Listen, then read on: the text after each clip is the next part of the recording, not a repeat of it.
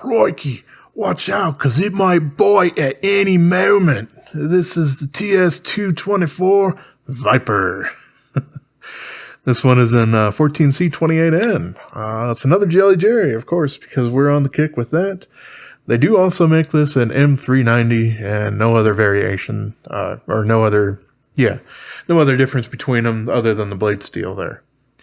This is quite a nice knife. We have a nice straight there, and then a very aggressively thickened tip up here. You can see that I've sharpened it to a 17-degree bevel, and it's okay here, and then really cuts up into it. So this is a little bit more than just aesthetics for it.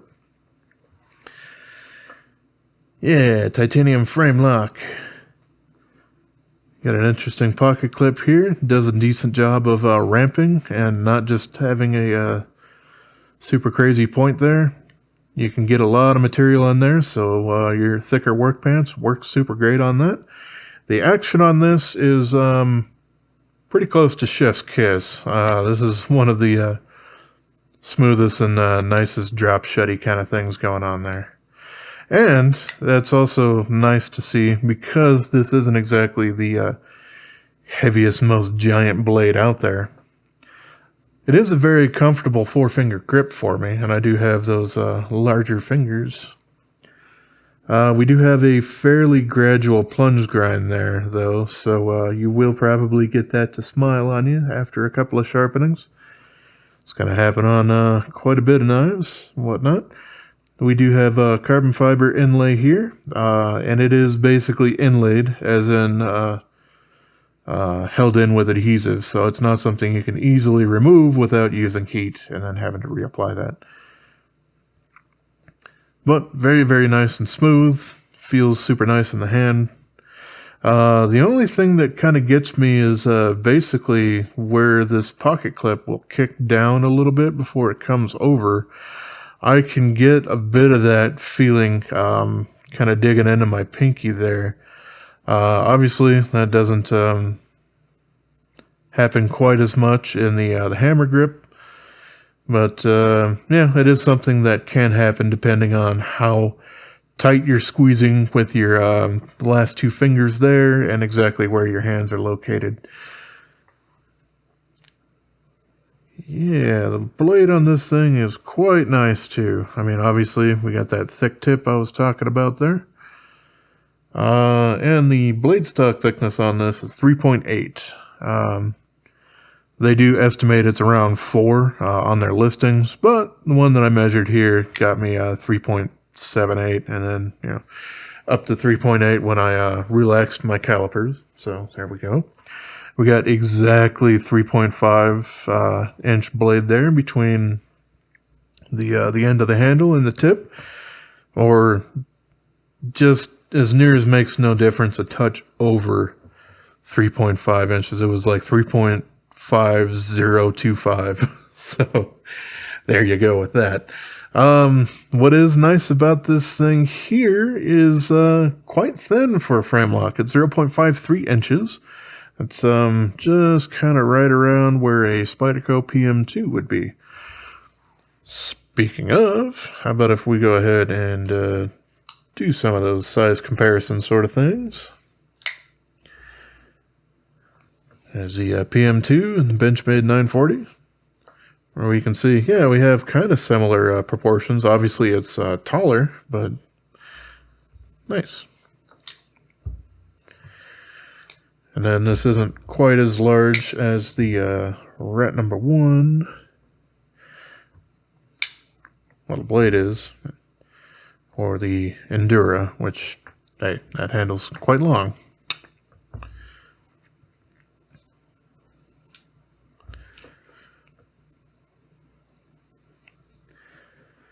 So, yeah, I really kind of had my choice when I was looking at these, and I chose to get the 14C over the M390 variant, mostly because the 14C28N is very predictable and very good, and their M390 is it's a bit of a gamble sometimes.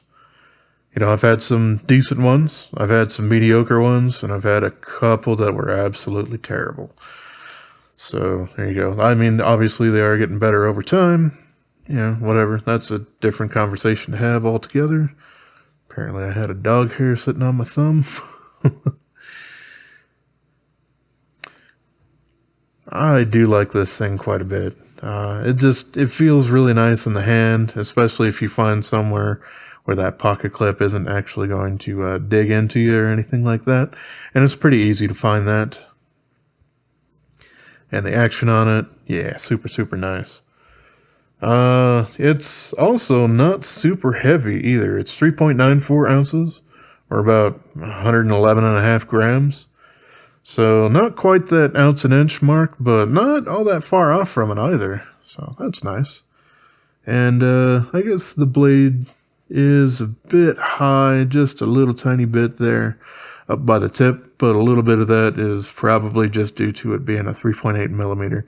If it was a bit thinner, then it might be a little less of a problem. It is kind of interesting that they have that little bit of a cutout there. That's basically where they have the 14C28N printed on this thing. Yeah, this is a whole lot of fidget fun because of how smooth it operates and everything. But how about if we go ahead and look on the inside of it? Come on, pocket screen. There we go.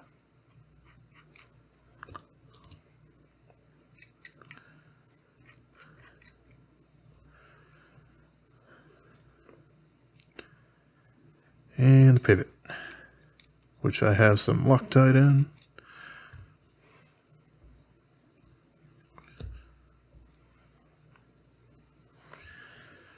From time to time, I will try to push a Chicago screw out through the other side. This one's a bit small and whatnot, though. But yeah, there's the pocket clip out. Let's try that again. Nope, you're not going to budge for me, huh?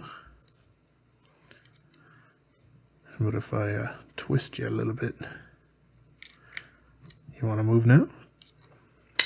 Hey! Okay, yeah, we have some pockets kind of milled out here on the lock bar side. We have an internal blade stop pin and nice bearing, steel bearing race there, over travel stop with the hardened steel insert.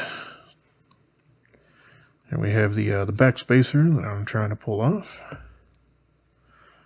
It's a little stuck on that same Chicago screw there, but hey, there you go. Yep, as you can see, the carbon fiber is just basically mounted in there with adhesive, as I had mentioned before, but now you can see that from the inside. We don't have any pocketing going on this side, as we kind of did on the lock bar side. You really wouldn't end up gaining a whole bunch from it, but nice to point that out anyway. We do have this lanyard oval as well. Seems as though maybe there's a burr on, I think it's on the Chicago screw here. But maybe not. I don't know. But that one is proving to be just a little bit more difficult to get back in there than most others are. But that's okay, because we are done with that. Yep, I've been doing a lot of cutting recently with this, so it's got some schmutz and whatnot on the inside. It is the downside to your ball bearing knives. You get all that nice action, but it can get a little gummed up from time to time. Yeah, we got the D-shaped pivot on there, which is ground the whole way down, but obviously it's only really keyed for the lock bar side.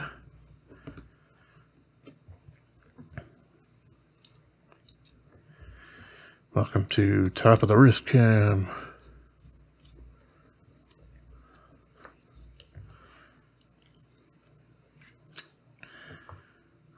It was nowhere near as tight as I wanted to get that. That's fine.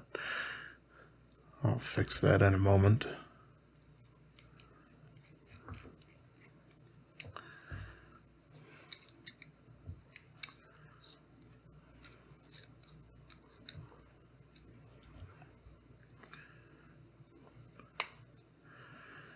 Go, push that all the way through, so we got clip can mount there on the top.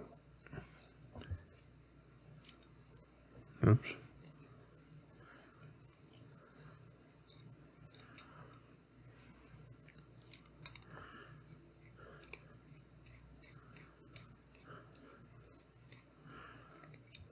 There we are.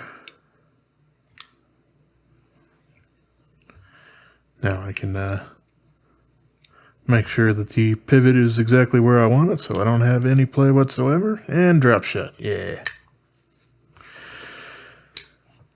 This one is quite a nice one in general. I know a lot of people really, I don't know, generally if there is a higher end steel version, kind of turn their nose up a little bit at these, but hey, I kind of chose the other direction, and I wanted predictable results, and so I got the 14C 28N variant of it, and super happy with it. Yeah, a lot of fun to play with. This one does not actually have a detent ramp going on there. I didn't mention that while it was open, and it's a little bit late on the detent for that in particular. Generally, it's over by the time it's going to interface with your thumb there. So generally don't have that much of a problem with it. But hey, that is one of them that forewent the detent ramp. So, all right, well, that's the Viper from Jelly Jerry.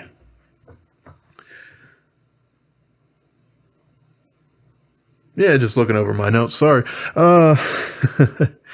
Yep, that was basically all the points that I wanted to make on that guy. It's quite nice and ergonomic. Just that pocket clip, if it was a little bit more straight, I know he moved it out of the way for that lanyard oval, but if it was a little more straight, it probably would be just a little bit more comfortable for those strong grips on the back two fingers there. Otherwise, this is an absolutely fantastic knife, especially if you want something that has a very, very robust tip to it because of that compound grind going on out there. All right. As always, I appreciate y'all for watching, and have yourself a wonderful rest of your day, yo.